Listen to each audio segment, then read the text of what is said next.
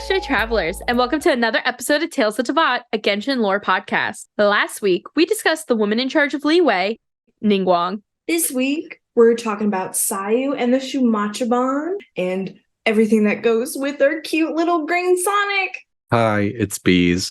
Are you looking for something to fill up your eyeballs with some visuals that correspond to our voices? Visit our website. It's talesofteyvat.com. While you're on our site, be sure to check out our past seasons and special episodes. View all of the wonderful artist spotlights from the community, download some wallpapers, and check out some of our favorite Genshin merch. Let us know what you think of this episode and what you would like to see in the future by emailing us at talesofteyvatpod@gmail.com, following us on Twitter, Tales of Teyvat, or following us on Instagram, Tales of Teyvat Pod. With that being said, Sayu, she is such a baby. And isn't she your daughter, Brandon? Yes, one of my daughters. How did the adoption process go for that? Because isn't she like an orphan? Yeah, so like that's how it works. Like I adopt cute girl orphans from this game. I just gather them up, take them in. Yeah, I mean notably Sayu and Kale and Chi-Chi. Damn, I didn't realize you were such like a philanthropist for orphans, Brandon. I mean, can you be a philanthropist without being rich? You're right. We ain't D-Luke. One could only wish. No, but I have loved Sayu very much from the get-go. And was she like one of your first characters that you loved? Because I feel like when I first started playing, you were all over her. Oh, damn. Was it that long ago? Did I announce my love for this character that long ago? No, did you start playing that recently? Oh, no. I mean, I started a full year after you. I feel like Inazuma had just come out, so... Yeah, no, immediately I was like in love with her. And then, we got her hang out, and then I was even more in love. Every time I get that daily in Inazuma where you have to go and stealthily like steal something and then like get to a safe place, I always have to beat her while I do it. Yeah. It just feels right. Yeah. It feels right. The only option. The correct Yeah, I also try to beat it so this way the guy, like the angry people don't see me and I grab their stuff and get out of there without even having to fight them. It's like I made my own game inside the game. It's very cute. And I roll away in my little whirlwind. Yeah, I think I just saw a video of someone going super fast. I'm like, who does that? Who be Sonic in this game? And I found out it was Sayu. So he was like, okay. And I just happened to get baby Sayu at some point, and we super cute. I do love that little like roll away thing is actually called a foo-foo wind wheel. Wheel. And if you really want to laugh, go watch the collected miscellany that's narrated by Dainsleif and hear Dainsleif say foo-foo wind wheel was making me laugh. It's a part of the Yahoo art. Foo-foo wind wheel. I was like, what are these words? Wait, Yahoo? Yoo-hoo, not Yahoo. Wrong one. Yoo-hoo. So it's a chocolate milk. Yeah, but don't you want to say it as like yoo-hoo? Yeah. Oh my god, it just makes me think of Frozen. The guy who's like, yoo-hoo, big summer blowout. Laying down. Oh my god. Perfect. Entirely. But she's such a cute little thing. Like, she's always so tired and, yawning and lazy and, everything like that. She's adorable. She's not lazy. She just has to stay up to like kill people and all that shit. Well, she actually thinks that she needs to sleep to be able to grow. Because she saw all of her peers all grow up and she didn't. And she was just like, well, maybe if I sleep more, I'll grow more. That is a proven But fact. is she tired because she's a child soldier? I'm sure that adds into it. Oh my god, it just gets so dark. Yeah, well, yeah. What's also interesting though is we don't know then how old she is, because we know that she's a little itty bitty, but when you go through her like character stories and stuff like that, she's like gone through like school and stuff like that, so she presents a lot younger than she actually is, because like all of her peers getting taller would assume that like, you know, she's a Right. little bit older than she looks. She also says like all of her peers are like double her height. Mm-hmm. And to be double her height, I feel like she'd be taller than Albedo. So, Well, Albedo's kind of short. whoa, he's Yeah. a mid-character model. He's a Let's short start dude. there. He's a short king. Oh my god. Like we appreciate our short kings and queens here. Are they ever going to have like a male short? Never. Character? No, they're not as cute as the girls. They will be so cute though. Yeah, you know what? Even the mellow scenes in Fontaine are all kind of come off as like feminine. Yeah, they're all feminine. Yeah, for sure. I want a cute Hmm. boy who just wants to like kill people. I think of a little guy character and I think of Ness from like Smash Brothers. Yes. And that sounds like Klee 2.0 and we can't afford that. Yeah, we can. There's enough world to go around. I'm if they're smart, that they're going to give it to us. Just Yeah. like finally gave us, you know, men who have catalysts. And thick ass booties. Our first short male character will be Tuser. Oh my god. And Another then child Timmy. soldier. Fucking Timmy. No, not Timmy. You want to know something funny I was thinking about the other day? This is a little off topic, but I was in the palace of Metropie. How do you say it? Maripede. So fucking Metro Pie. Look, you ever been on the subway and look at a Metro Pie? That's Oh God, no. Oh no. That's the last It's a thing you want. dookie. So I was in the palace of Mellowpie. Mellowpie? Wait, Maripede. Meropie. Like a centipede. Okay, I was in the palace of Meropie, and I was just thinking about the fact I was like, what would they do if someone, and for those who don't know, that's the jail basically in Fontaine. That's the spoiler-free version. And I was in there, and I was just thinking, like, we have elemental powers. Like, what would they do if someone like with a vision got thrown in jail? And then I was like, wow, we don't really meet anyone with a vision for the most part that isn't a playable character. I know it's like convenient type of thing. It's like, you know, kind of like the main character of your story type things. It's always convenient that it happens to the main character. But I also was like, are visions really that rare that only these like very specific playable characters have them? Apparently, yeah. But that's, you know, just my random side notes. To bring it back to Sayu, Sayu has an animo vision. I believe the Sayu is the only animo claymore. Mm-hmm. Brain think. Huh. Is she the only animo character without a dead friend?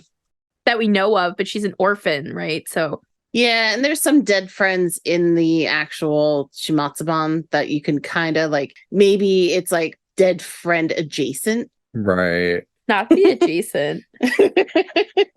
She's got a lot of dead people in her life, Yeah. unfortunately. But we keep talking about the Shuumatsuban. What exactly is the Shuumatsuban? It's a secret order filled with ninjas. Report to the Yashiro Commission. Which is the one that Ayato and Ayaka are in charge of in the Tri. Yes. And they actually report directly to Ayato. So he has his own little spy network.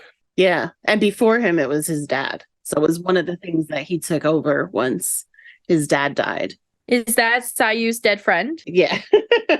Maybe. I mean, she might not be that old. I mean, we don't know. What if she's like 34? Oh my God. This is this Orphan. the movie Orphan? Yeah. Please no. Please to the fuck no. I No, would no, no, honestly no. love it.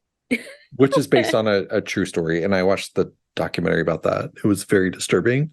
Hold up, sidetrack.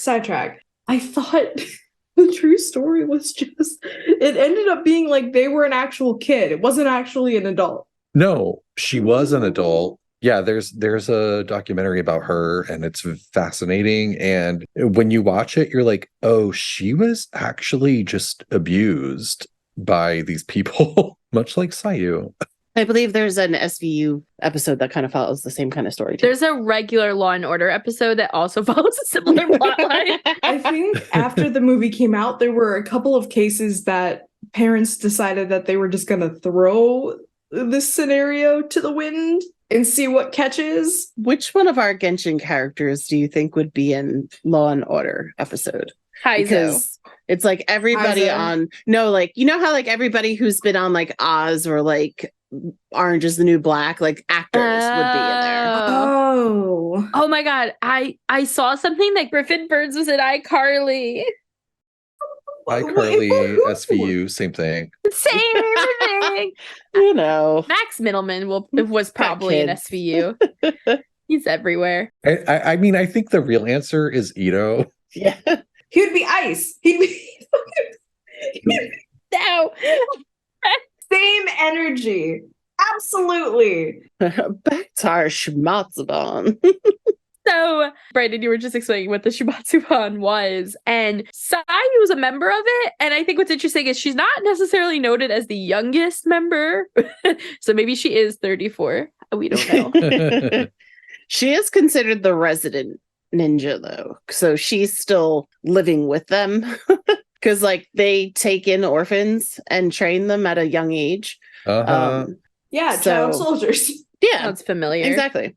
Yep, exactly. Sounds familiar. Like, just like something Snezhnaya does. But we know a few other Shuumatsuban members, and one of them is a dog. So, you know, they're not picky. You know, Shushu is a puppy with a scar on his eye, and he is a ninja. He used to be paired with his owner, but his owner, get ready, get the tissues. One day, Shushu's owner went out on a secret mission on his own. And to this day, Shushu still waits by the shores of Kondo Village, waiting for him to come home, because he's never come home. This is the dog from Toma's Hangout. No, I thought that Inu Shushu was going to be Blade Pup, and it's not. Tarumaru is Blade Pup, and I don't know why that was like big deal to me this morning. Well, they're the same breed of dog. Shushu has a scar on his eye. Tarumaru is a retired Shuumatsuban who now owns and runs the Kimura Tea House, because, you know, dogs. They can do anything. If you got to take part in the 2022 Iridori Festival, there was a little side piece of side kind of game thing that was the Clash of the Lone Blades, and the super enemy at the end that you had to fight was Tarumaru, and then you got him for your teapot. So I love the fact that a dog with a blade in his mouth roaming around my teapot. Yeah, I think I have Blade Pup guarding my library in my teapot house. I don't know who this Blade Pup is that you'll keep mentioning. I think what you mean is Cat Dog. No! Blade Pup. Jesus. Wait, is Hat Dog the actual name? I forget. I, in such anger and disdain at calling him Hat Pup, pulled my headphones directly off my head. So we're gonna. You're welcome for that jolt of adrenaline. That jolt of adrenaline. Who else is in the Shuumatsuban that we know? I know, Brandon, you said that Ayato is like their direct report, but Yes, so there is also Hisashi, who is like the sexy guy that follows Ayato around. Is like wait, not this. You think he's sexy? Yeah, Maybe that's what Brandon's into. that's what I'm into. It's Halloween, baby. Wrong guy. I might be thinking of the wrong guy. I Brandon, think so. I think so. Meanwhile, I'm literally texting Brandon last night going, they made Risley so much hotter than they should have. I mean, damn, that ass just does not quit. I was like, he's walking and he's hot. It's like, what the fuck is this shit? I don't know. Why do you guys not think that Hiyashi is not cute? He's cute. I think I'm thinking of the wrong person. Yeah, I think maybe you are. He's cute. He's got cute emo hair. I don't even remember what he looks like. I just remember him being sexy because he was like, boom, I'm there. I got it. I got this done. Here you go. Like, He's sexy because he's competent. I remember him being a part of the most boring story quest in this entire game. Ayato story. Ayato's story quest. Oh my With the god. people getting married and the this and that. It was the most boring story. You know what they should have done for that character story? They should have taken a beat from fucking Skyrim. There's a story in the Assassin Guild line or whatever the fuck, I can't remember, that you go and you basically have to assassinate the bride to start a war. Oh no. And that's what should have happened.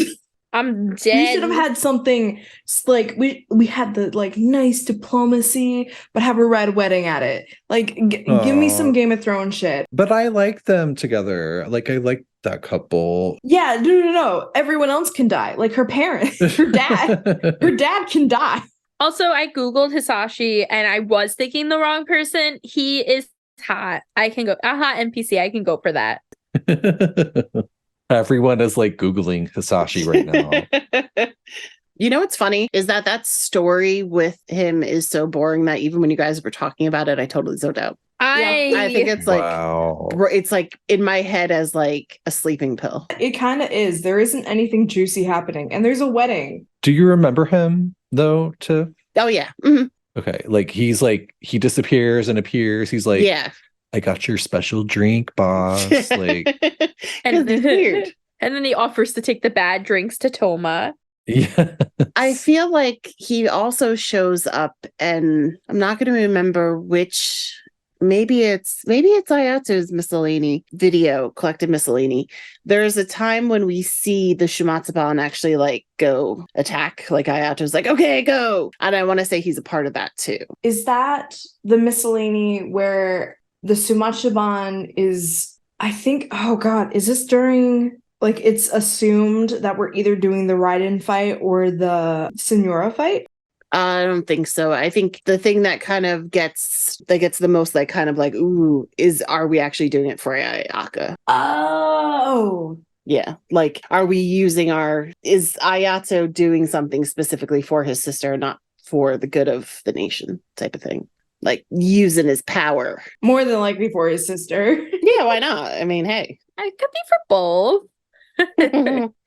It's frowned upon, nepotism and all. Yeah, but is there anyone else in the Shuumatsuban that's like noteworthy? There's one other that we have a name for because they're so secretive that they don't even tell us. They're actually so secretive that when one of them dies doing a top secret thing that they won't even have like a public commemoration for them. Oh my god. Yeah, which I almost think is more sus than anything. I mean, look, when you're special ops, you can't be known as special ops. Yeah, but if you're dead. Wait, who is this? Bamoyo? Oh, I thought you were talking about someone else. I was like, Oh, no, I was saying, no, in general, the Shuumatsuban, when people die, if they die when they're doing out on a top secret mission, if they die, the Shuumatsuban wants to keep them so secret that they won't even allow a public commemoration for the person. Right. But I was going to say the other one that we know of that's still active, because there's also some that are inactive or just like staff members. Momoyo is the one. Mhm. Her name is now Chiyotso. We first meet her as Gendu Ringo, a shrine maiden. I feel you brought up that there's a whole like side like quest with her that you could do. Momoyo's storyline is insane, which her other name now is, I think it's Chitose. Yeah, I think so. That's it. Chitosi. I said it wrong. But yeah, that whole story is insane and it's very confusing. She was the shrine maiden Gendo Ringo at first, but then it's so confusing. She basically follows us when we discover something, and like we give a code to her that was Momoko's code, who was like someone that Momoyo used to work with. Mm-hmm. And then Momoyo follows us and fakes her death basically to escape being discovered. And then there's this whole storyline with someone named Liyue Snezhevna, which is one of the orphans from the House of the Hearth, which is sort of the tie-in of the House of the Hearth versus the Shuumatsuban. So that's like a whole thing. When Momoyo's partner Momoka, she was captured by the Fatui. And in order to make sure that the Fatui could not infiltrate the Shuumatsuban, she made a secret code. So if anybody did this, like tried to almost like do her style of fight, it would come off as like it would be like a red flag for all the rest of the Shuumatsuban. So they would know it was an imposter. So we, of course, find that note, that secret code, go to Gendu Ringo, and then she's like, yeah, Fatui. But yeah, it's like a whole like hidden, even though you killed me and you're not going to know my secrets, I'm still going to have a trap for you. So the Fatui are trying to infiltrate the Shuumatsuban. Which is terrifying. It is, but it's also so badass that they just fell right into that trap. It's like, nah, bitch. You thought you won, bitch? No. Yeah. It's just crazy because we keep seeing like the Fatui everywhere trying to infiltrate. Like we've seen them in the Aranara quest with the guy that we have the option to kill off at the end, even like the one that only one of us knew we needed to go back and go and kill. And we all literally logged off and logged in and either killed him or let him live. Absolutely. You can't let him live at that point. You just can't. Alfonso lived in my game. Yeah, I think if you let him live, I think I killed him so this way we could see what the difference was. I'm judging hardcore right now. Oh my god. Everyone deserves a second chance. Nah. I killed him. I killed him. I killed that man dead. Ain't no fucking way. Well, he's alive in my world. Maybe I'll run into him in the palace of Metropolis. The Metropolis. Oh my god. God. Woo. Anyway, Maripede. the palace of Marmalade. Anyway. I want to go back to Sayu for a moment. You guys were just talking a little bit about shrine maidens, and there's actually a shrine maiden that is in charge of watching Sayu, Kanonana. Heizo's cousin. Yes, Heizo's distant sister. cousin. Wait, what? Can we just back that up a little bit? Yes. Say what? Kano, the shrine maiden that is, put in charge of keeping an eye on Sayu, who we always run into looking for Sayu, is actually Heizo's distant older cousin. And she has a lot of voice lines, not a lot of voice lines, but she's talked about Heizo and how he's always getting into trouble. If you haven't played Sayu's Hangout, I recommend one, Why You Sleeping On Our Beautiful Child, and two, do every single ending. I swear to God, you won't be disappointed because each and every single photo is the best thing. Yeah. There are two that made me cry, and like it's oh my God, too adorable. This is why she's my daughter. It's like the pictures at the end are so cute. But there's two endings where basically Sayu either runs from the shrine maiden what's her name again? Kano. She's running from Kano, or she gets caught by Kano. And each time it's like, I don't want to go back to school. You can't make me.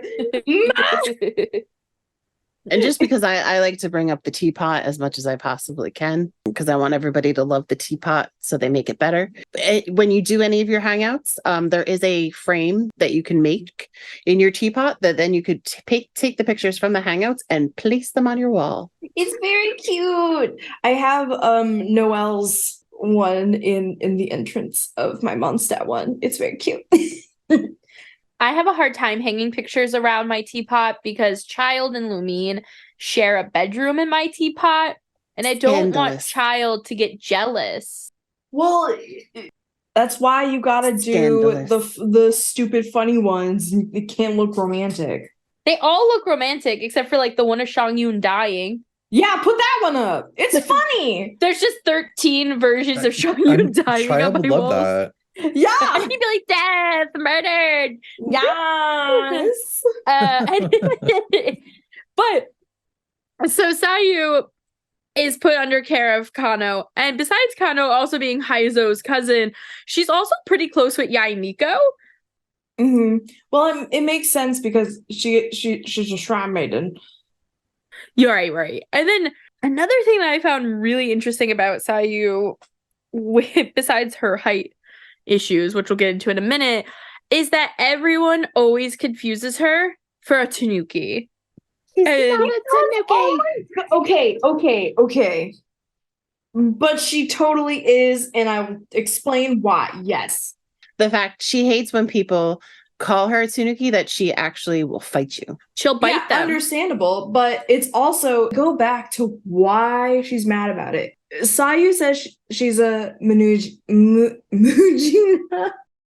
No, well, that's the costume that her sensei got her is a Mujini. Can we take a pause real quick before we dive into this? For those who don't know, a tanuki is like a Japanese raccoon dog. There's the Tanuki, which is another name for it is the Japanese raccoon dog. But the ones that we see in Genshin are based off of a particular Tanuki yokai, which is Tanuki Baki.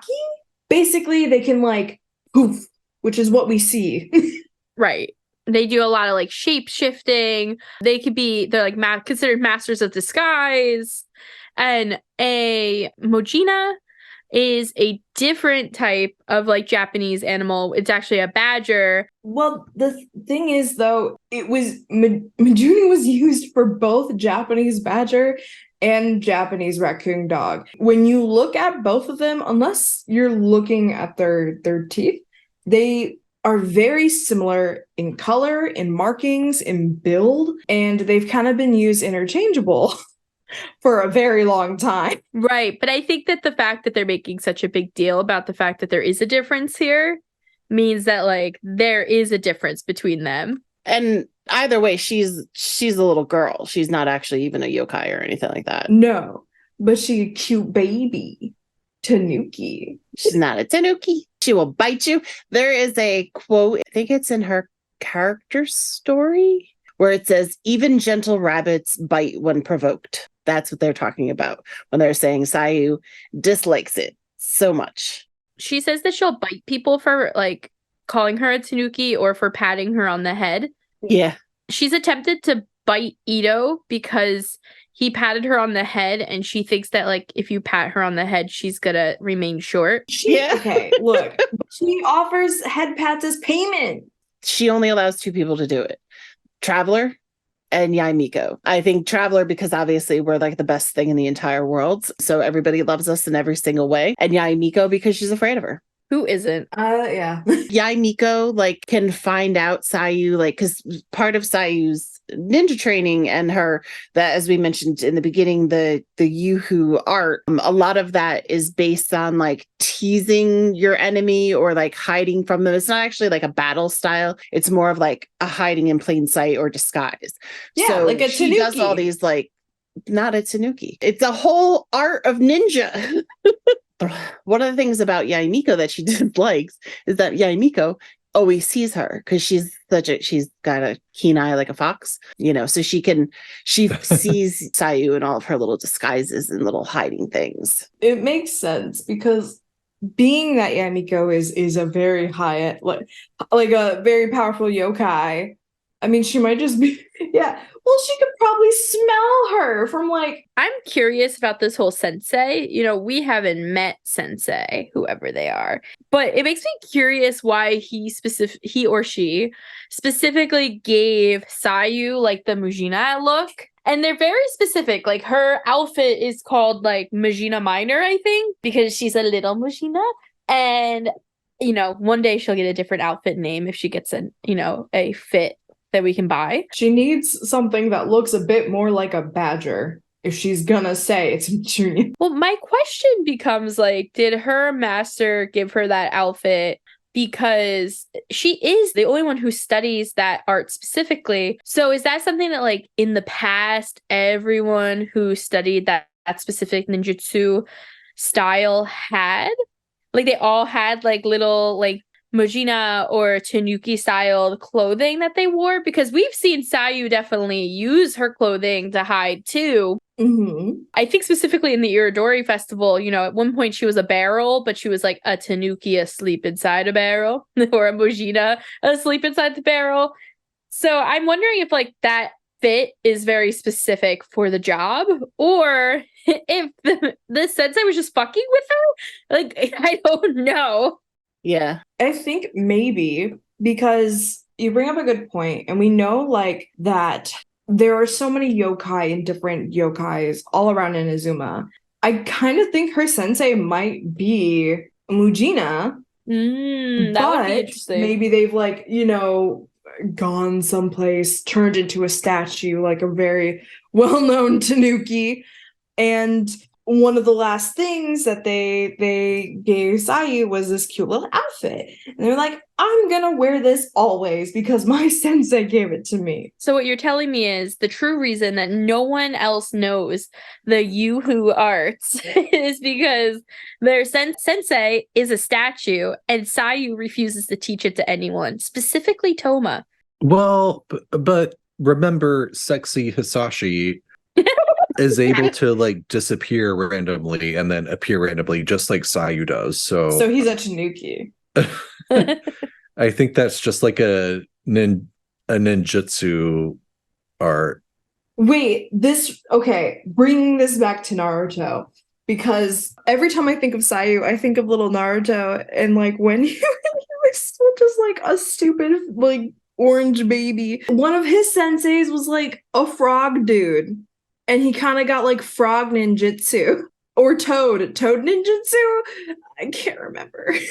But like, there's something to be said about like animal-esque ninjutsus being taught by animals that are sentient. Yeah, of course. I just find it interesting that Sayu, like, so specifically does not want to teach Toma the way of the Yoo-hoo arts. Is it because she just doesn't want to teach Toma? Or is that she just doesn't want to teach? She wants to be like the last one. It is something specific about Toma. Look, okay, one, here's the thing. Sayu knows Toma is Ayato's boyfriend. And two, she's not going to teach him a secret art. But Sayu's actual reasoning is basically just like, that bitch already has a vision. Why does he need more? Oh, okay. Like, she's literally like, he has been blessed by the archons. He doesn't need to know these arts. Like, let me live. And so she avoids him at all costs. He just is always bugging her to teach her, and he feels like he's done something wrong. And meanwhile, she's just like, if I had to teach him, like, I also would lose sleep. And I already don't get enough sleep as it is. She's like, you're fucking my boss. Like, leave me alone. She has a similar vibe to Diona, though, of like, do it yourself. True. That is also very valid. I like that she received her vision when her sensei just deserted her. He just left one day. So the sensei is MIA? We don't know. He could be dead. I was about to say, dead Franklin? Dead friends? We don't actually know. When he felt that Sayu was strong enough, basically, he left and she had to like be out on her own. But like we said before, the Yoo-hoo art isn't like very strength forward thinking. It's more on that trying to like hide and things like that. So it's more trickster. It's, she had a mission and she got into like a big fight with all these like really strong people. And she thought to herself, it's not only strong brute force that can overpower everything. The weak have their own way of surviving. It's because you're weak that you can notice those unseen moments that change your fate. And the gods were like, oh shit, damn, that's actually quite true. And she woke up the next morning with a vision that now because of her vision, she's able to actually carry her claymore because it's too big. I thought that was so cute. That literally the only reason she's able to carry the claymore is because of her vision. Yeah. And she openly admits that. She's like, yeah, like that thing's twice my size. And in her character demo and in her collected miscellany, they show her with a debate club. Because it's the best. That makes sense. It does kind of look like, you know how Itto's, oh god, we talked about the type of weapon Itto has. It's very similar. And I cannot remember the name of it for the life of me right now. It doesn't matter because the debate club is the best club. But doesn't it remind you a little bit of Shenhe having superhuman strength? Yes, definitely. It kind of reminds me of like last week with Nigguang's episode, like all these random extra powers. Yeah. Do you think that means that all the characters have like super strength or something else on top of their vision? That's exactly what I'm wondering. That makes sense. Because then we know it's not like depending on the vision that they get. Like, just because you're Geo doesn't mean you have super strength, because we see that in Cryo and Animo. Mhm. But we also see like insane speed. So it could just be like extra shit. And like Eula is cryo, but she has the most insane physical attack damage. So she has a strength buff. I'm very curious about that. And like, I wouldn't say all the characters must be stronger, but I wonder if for some of them it's like maybe that's what gives Kaya his parry. Maybe that's what helps certain characters be smarter or have like, some of them could heal. That makes sense. Like they're special, but it's built into their kit, if that makes sense. Yeah. I mean, poor Itto didn't get the smarter buff. No, he's just strong as shit. Hey, some people need to be dumb so the rest of us can be smart. Yeah. Yin yang. Look, he makes up for it with those fucking titties. You could bury your whole face in them. The dream. And I know we talked a little bit earlier about Itto actually with Sayu and how he antagonizes the shit out of her. But on top of that, Sayu is also jealous of his height. She's like, how did someone like him get to be so tall? He doesn't deserve it, basically. You want to know why? Because he slept. He sleeps. He naps. He's constantly lazy. Well, so does Sayu. She naps a lot. Well, that's the thing. She doesn't sleep enough. Her little body needs a lot more sleep. And milk. Her metabolism must be insane. I think someone just lied to her and told her that sleeping more will make you taller and getting pat on the head will make you shorter. Ayaka thinks that some of these little like idiosyncrasies that she has is because the sensei left too early and like she's confused and she's not really sure about so she makes up these little things like she wants to be taller, so she convinced herself she needs to sleep more, which I think it's interesting that Ayaka is just like, this poor little girl. She does a full Jenna Marbles and is like, I can grow 7 inches. My sweet baby daughter has some abandonment issues. Who doesn't, though? That's true, especially in this game. Who does not? Any Animo character, you died, that is a form of abandonment. Like, she's already an orphan, and then her sensei abandons her because he's like, I don't want you to become too reliant on me, so I'm just gonna peace out. Peace out, Cub Scout. But isn't it true, though, that if you sleep more, you'll grow tall? And if someone points their zipper at you and keeps zipping up and down, they're going to make you short? That's not true? No. On top of that, the more annoyed you get does not mean that you're going to have your growth stunted. That's another thing. Sayu believes that the more annoyed she is, the less she'll grow. So she tries not to be annoyed as much as possible. Which is why she's always sleepy. Yeah, and it's hard when Itto is always antagonizing her. So she can't sleep and she's annoyed. She's just like, I can't be tall like him. Then that's why she bites him. Also, the fact that she literally just bites people and like threatens to bite people kills me. This is why I don't think she's older than like 14. Very, very Dottore. She's like, let me get that little appetizer. Wait. But Dottore can also shape shift. What if that's her sensei? No. Maybe the Futsui really did infiltrate the Shuumatsuban through Sayu.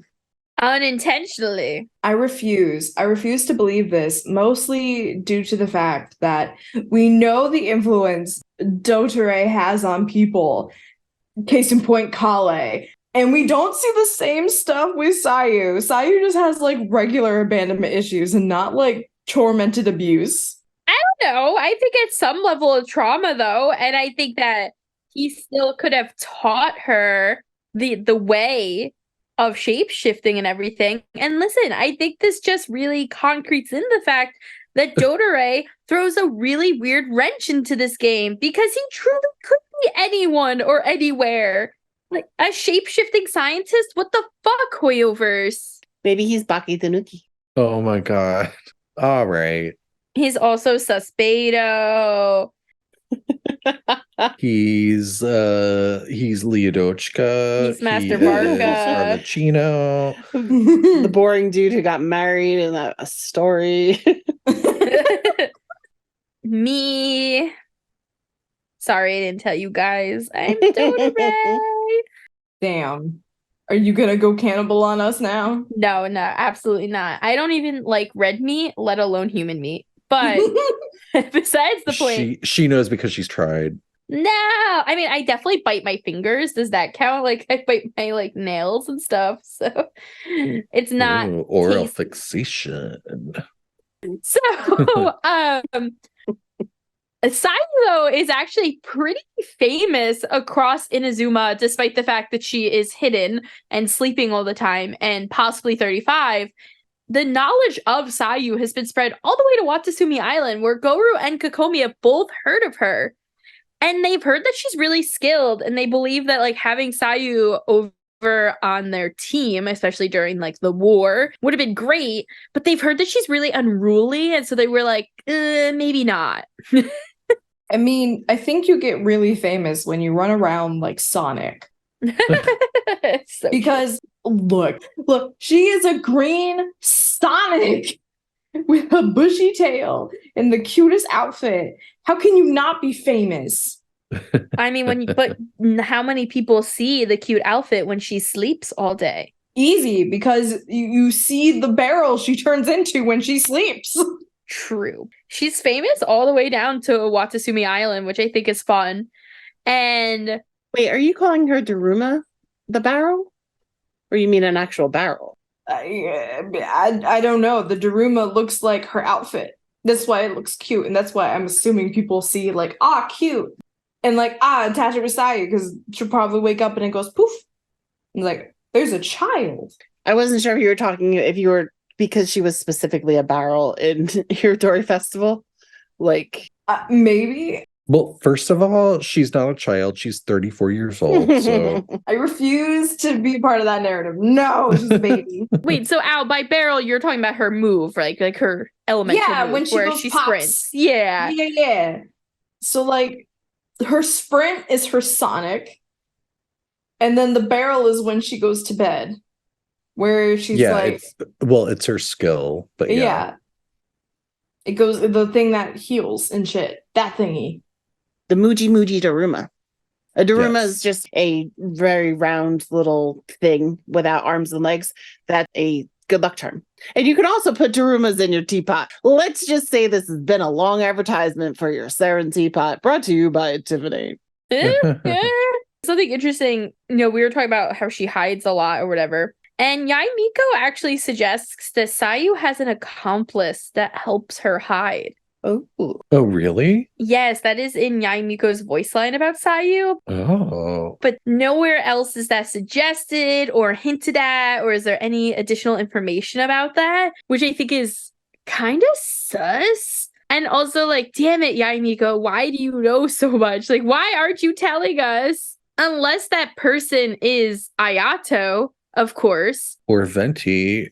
Or Venti. Or A. that's interesting. But Yae Miko at the end of her voice line about Sayu says, if you ask me, I'd say that Sayu has a secret ally who is helping her hide all the time. I wonder if that means that Yae Miko can actually see that secret person as well. Because if she's able to suss out Sayu, she would be able to suss out like an accomplice. Or is she just like, sometimes I can't find her, which means that someone else is helping her because I am all powerful. That is a very good point. It could be to hide her incompetence in certain cases. Or it could just be Yae Miko is the accomplice and is like, yeah, no, she's not here.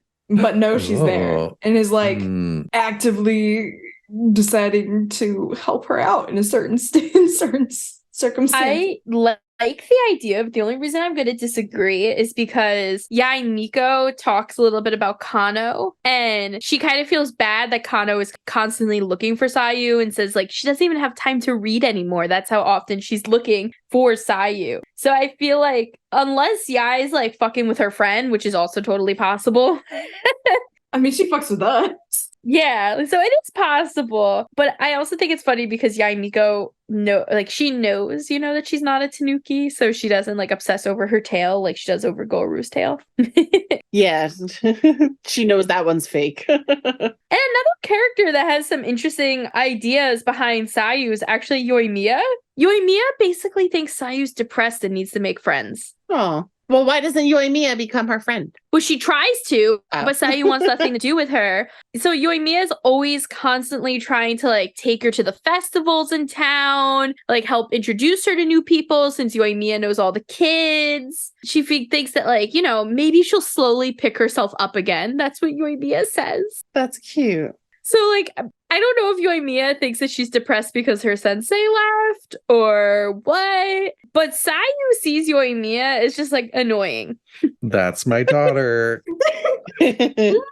She says first off that Yoimiya does call her a Tanuki, and she's like, firstly, I'm not a Tanuki. Okay, look at a Tanuki and then look at a Majuna and tell me which one she looks like more, or her outfit. I mean, I don't think it matters because she's just a human baby. Like, she's just a human. Yeah, but still. She's not a real Tanuki, and she says she doesn't want to go to the festival. And she basically thinks that Yoimiya doesn't actually want to hang out. She thinks that Yoimiya wants her to do tricks at like the fireworks shows and the festivals. And she's like, that's not part of my job. But then meanwhile, Yoimiya is like, I just want her to come and make friends. Yeah, like what tricks would she do? We all know them. She's Sonic. We all saw it. Yeah, but for like regular people in Inazuma, like that'd be great to But see. they Like that's also a show. know. No, they don't because she's always hidden. Like the Shuumatsuban is secret, isn't it? But then Kokomi and Goru know about her in Watatsumi Island. Because they're generals. Yeah, that's true. It's like the people who were involved in like the rebellion know. That's why Yoimiya, I mean, honestly, Yoimiya doesn't know, but Sayu's assuming she knows, and I would presume that that's because Yoimiya and Sayu worked together a little bit during the rebellion too. For our travelers that don't know, we totally skipped over the Archon line. We first meet Sayu in the Archon quest in Inazuma, where we enlist her help with, I think because of Toma and Ayaka, we enlist Sayu's help in infiltrating the Raiden Shogun's place. Yeah. Correct? And like we try to get some paperwork and we distract with like a fireworks show put on by Yoimiya. Mm-hmm.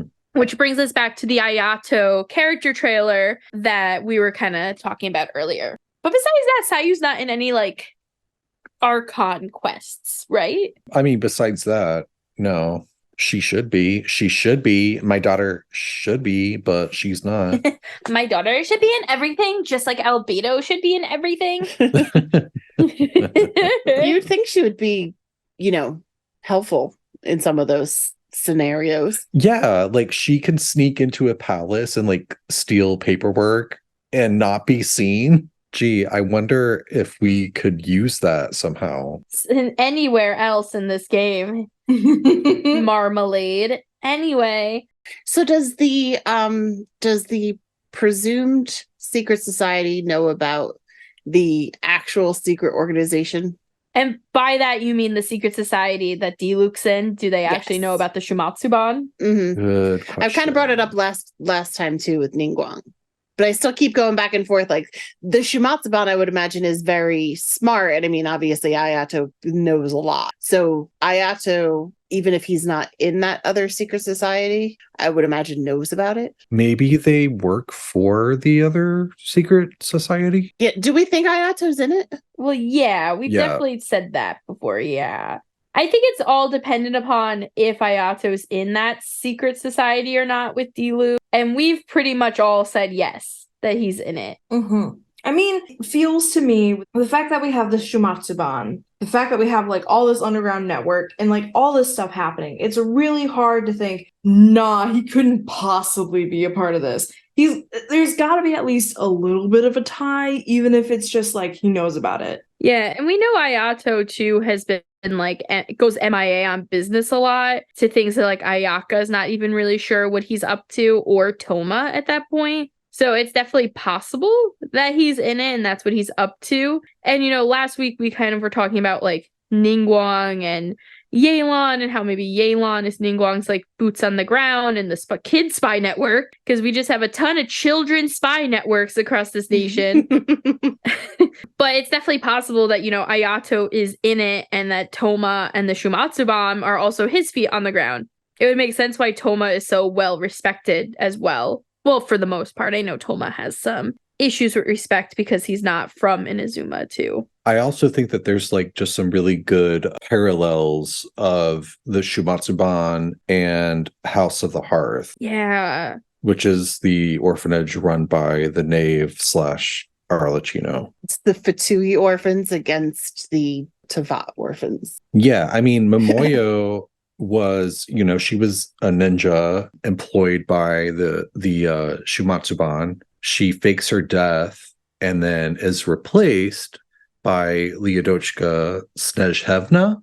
And so Liyue sort of takes over Momoyo's identity and like tries to infiltrate the Shuumatsuban on behalf of the House of the Hearth, which is also, the same orphanage that raised Alfonso and Sumeru that we get to kill or not. And some other people.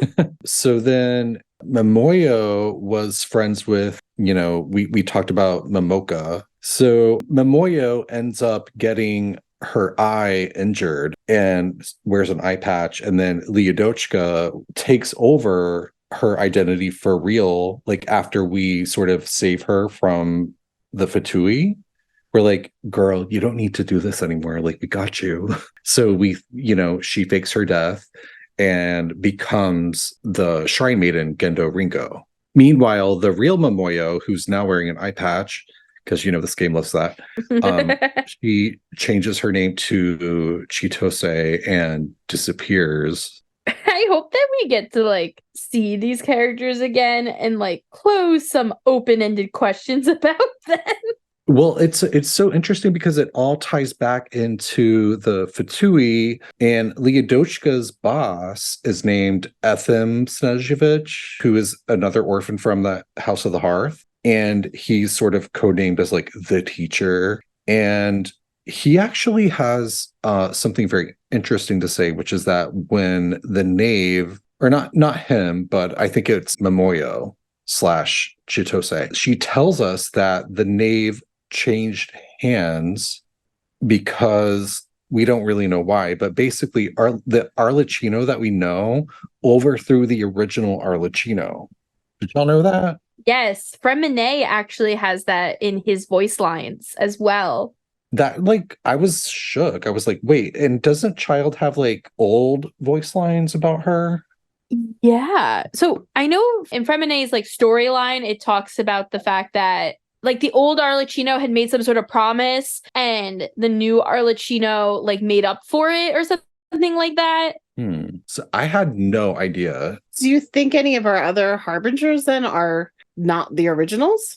Possible. Maybe. It seemed like a job that you had like till death. But are they all like disposable? Like, are you like, if you're the knave, there could be any knave. Yeah. Fremine's story says is that basically his mother, their like father abandoned them and left like Fremine and his mom alone. And so Fremine's mom, who really wasn't able to take care of him and had to like sell the house to get money, like poor Fremine, she left him with the old knave. And that knave told Fremine that his mother abandoned him. So like now Fremine's got fucking trauma like the rest of us. And the current knave, aka Arlecchino, like later tells him the truth and is like, your mother did not abandon you. Your mother is trying to do her best. Or is the new Arlecchino manipulating Fremine? Also totally possible. And I will say that Child's voice line about the knave definitely does not hint at a new or old knave, just the one that he currently knows. But I'm like, is that the old one or the new one? Because according to Momoyo / Chitose, this happened recently, like the switch. Well, I thought Child was also one of the most recent harbingers. Yeah, he is the newest number, and he's a baby, as we know. True. Could have happened shortly before he became a harbinger. Or it could have happened after, and he just doesn't tell you his opinion on the old one in his voice line. But it does definitely seem more of like these are just titles that people fall into, and like the person that is the knave, it could be a totally different person in however many decades this goes. Because if we think about it, Scaramouche, aka the Wanderer, was one of the harbingers. But when the reset happened, someone else became that number. And then it laid empty for however long. No, true. I mean, isn't Scaramouche's still empty? Yeah. Yeah, I don't think nobody filled that one in though, Yeah. I got news for you. It's gonna be me. right? It's gonna Of be course it me. is. Wow. It's gonna actually be Nat. She's gonna take the role on as an undercover role. But anyway, Suspado is actually gonna replace Oh my God. Scaramouche. You know what? I would believe that. A little Whopper Flower just walks in and is like, Yeah. hi. It's me. I'm here for my first job. Hey, if a dog could be a ninja, well, Whopper Flower can be a A Yeah. Whopper Flower could be the harbinger. Yeah. I mean, child, come on. It can't be that hard, child. Come on. I do just want to say that Liyue, who took over, the role of Bamoyo / Chitose, her boss, Efim Snezjevich from the House of the Hearth, he actually broke off from the house. Like the quote is, broke off with some unsuspecting subordinates and pursued the previous knave's directives. Oh, So interesting. whatever the previous Arlecchino was doing is still being enacted by Liyue boss. So there's still that afoot. That's interesting to know, just because, and I don't think this spoils too much for Fontaine, but based off what we know in Fontaine, the new knave, the current knave, is really interested in the Fontaine curse. So, really coming back to her hometown of Fontaine and trying to figure that shit out. Oh, she's from Fontaine? With her hilly hands. Yes, with her hilly hand. I gotta tell you, at Comic-Con, they had an Arlecchino cosplayer at the Genshin booth, Mhm. and she had the hilly hands. And I was like, Yes. I was like, you are so detail-oriented. That's what makes it fucking dope. I know, it was great. I was like, what? But let's bring it back to Sayu for a second. Still keeping it on the House of Hearth, though. So, Brandon, you mentioned that it's possible that the House of Hearth has possibly already infiltrated the Shuumatsuban. Do you think it's possible? I kind of joked earlier about Dottore maybe being, Sayu's sensei, but do you think it's possible that it's like someone from the House of Hearth is actually like one of the main people in the Shuumatsuban?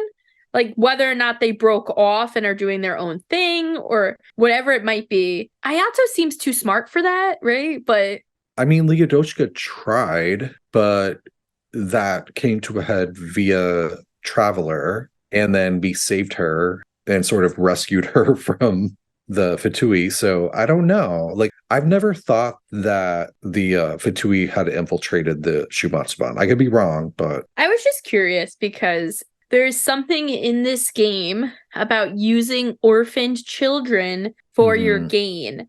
And, in Liyue, we see Nigguang using children in general, not necessarily orphans, but children nonetheless. But she's not like sending them off to kill people. No, you're right. I'm just saying, like, there's something about using kids. Like, Nigguang is willing to use kids as spies. Safe spies, but spies. Then you have Inazuma with the Shuumatsuban. I mean, yeah, this game is like obsessed with orphans in general. In Sumeru, we see it a little bit with Alfonso, where it's really the House of Hearth taking the kids.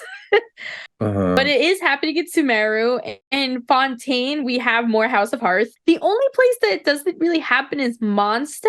And we actually, in the manga, saw Mondstadt fight against the kids becoming anything more.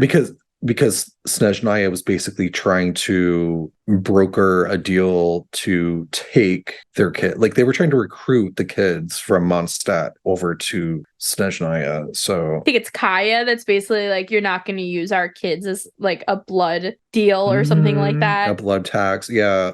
You leave our orphans alone, we're going to just have them as bridge trolls in our city. Literally. Kaya's like, I'm an orphan, so I will not let this stand. But again, someone who tried to use an orphan as a spy. His father left him to be a spy. Like, what the fuck? Yeah. Oh, that's true. The parents of this game just like suck. I mean, Orphan Impact, Damn. Dead Parents Club. Oh, wait. Hold up. Can we go back a little bit? Because I just looked back at the notes and this reminded me of that. Shuumatsuban translated means apocalypse or like doomsday, which I think when I was looking on the Reddits, people were saying that's like a neat little wink, wink, nudge, nudge to Honkai Impact the Third, because Otto Apocalypse, the Chinese voice actor for Otto Apocalypse, is the same voice actor for Itto. Sia Quanta. Sia Quanta. Depending on the kanji of the Shuumatsuban, it means weekend club, which is really cute. It's like they're just weekenders, man. Weekends the orphans kill. Oh, shit. She just wants to grow 7 inches. Side note, you mentioned Honkai Impact. Shout out to Honkai Impact for having their 6th anniversary. What was it, Brandon? This week? Last week? Yes.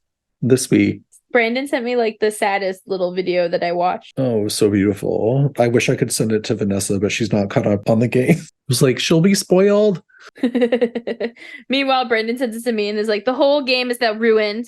Like, I send everything to her because I know she's never going to play it. I'm like, I have to emote sometimes. I'm like, look, like while I'm crying. Oh, boy. Well, is there anything else y'all want to bring up about Sayu and or the Who the fuck is the Shimatsu? The Shuumatsuban. I relate to her tallness issues, but in the opposite direction. I was going to say, what? Because I'm very tall. And As a hobbit, the world what? is not made for me. Just like, she's like, I need to be taller. I'm like, I need to be shorter. I want to be tall. I feel Sayu's pain. I think I'm the shortest person on the pod, right? No. No? How tall are you, Feeny? 5'4". We're the same height. Yeah, I don't know why I thought you were so much taller, Al. No, I'm 5. Well, I'm technically taller than my dad Ooh. by like an inch. Well, Al, tell me if you agree then, as the shortest people on the podcast. Agreed. One of the questions I do have is, how many footstools does Sayu need to reach the top drawer or the top cabinet? Because, like, it depends on how tall the footstool is. yeah, like sometimes I need to climb on the counter to get into things, and I'm like an average height. Like, how much does she need? I mean, 34 years old and you can't reach the ramen noodle. Like, that's probably stressful. Meanwhile, when you get on a plane, you're just fine. Yeah. Look, you've got all the room. It's great. I feel so bad for my significant other who I tell, hey, honey, can you grab that? If he's not here, I'll just climb. But if he's here. Meanwhile, I look at my dog and I'm like, fly, get the ramen. I hate it when like strangers ask me to reach for things. Oh, that's the grocery store and the old ladies. They love me. And like if I'm wearing like a shirt that's a little too high, and I'm like, if I reach for that, I'm going to expose so much skin. And they should be paying you at that point. Yeah, exactly. Thank you. Meanwhile, I'm the person who's like trying to reach the top item in like the freezer section, and I can see the tall people looking at me like they might help me, and I'm like, no, I can do this. It's fine. It's just look away. I like take my box of Cinnamon Toast Crunch out of my basket, and I'm like trying to use it to get the item. I appreciate that because I try not to offer that because I know my best friend is on the short side and she has some hangups about that. So she's always like, I can do it. Like, literally, I don't need your help. I'm like, okay. We shorter people have a complex. Yeah. We do. I will say I am a foot taller than my uncle, and I am proud. Oh my God. Well, on that long note, I think that's all the time we have for today. I think we are all going to go have our complexes now about our height, and we're going to either cry, be sad, be happy, or try to figure out how many footstools we would need to be Sayu. If you like this episode, travelers, please feel free to give us a rating on wherever you listen to your podcast, whether it be Apple, Spotify, YouTube, or something in between. Giving a rating allows us to be seen by more travelers and to let travelers know that we're okay. At least not terrible, like Dottore. Also, if you like this episode and you want to let us know what you think, you can send us an email, talesoftevatpod@gmail.com. Follow us on Instagram, Tales of Teyvat Pod, or Twitter, Tales of Teyvat. Next week, we're going to dive into my favorite ship, or at least one half of it. And we're going to be talking about the General Mahamatra, or General Mahamatat, Sayu. AKA Yu-Gi-Oh! Yugi! AKA Yu-Gi-Oh! AKA Sainari. Until then, travelers, safe journeys. We'll see you next time. Bye, short kings. I don't know what that's like. You're either 5'4" on this podcast or over 6 foot. Yeah, yeah. I'm glad you feel my tall pain.